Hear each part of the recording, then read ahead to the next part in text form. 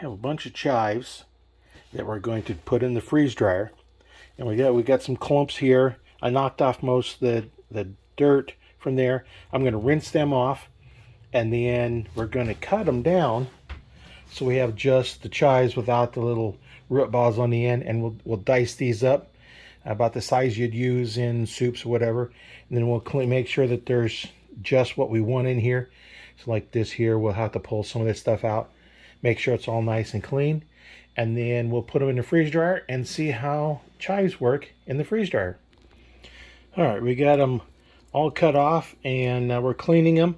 We're soaking them in some water here so that like the leaves will float to the top, and any dirt, I've rinsed them once, and as you can see, there's still some stuff floating around in here.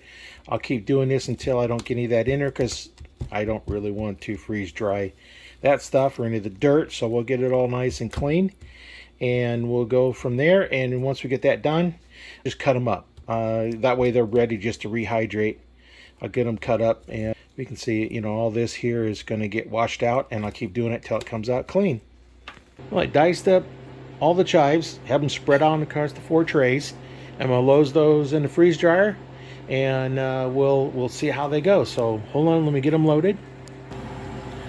All right, we have the 4 trays loaded in there. I'm gonna close and latch the door, and we need to close this up. Make sure that's closed, and we're gonna hit continue, and we're now freezing. So we'll come back. I don't know how long this will take because there's not a lot of moisture in it. It may take a day, it may take less. We'll find out how long it takes. I'll come back once it's done, and we'll see how that goes.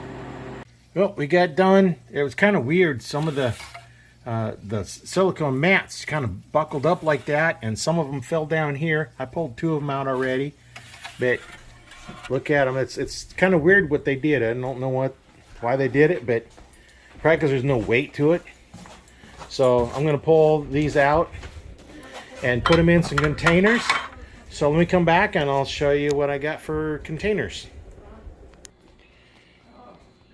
Well, we're back here. I got them in here. This is a pint jar that I filled up with the chives. This is about, half full. And a couple of these little bitty small jelly jars.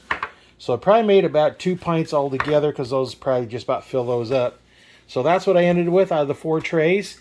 And one of the problems I had on there is not only did they wrinkle, but the pieces of the chives kind of wanted to stick to the silicone mats.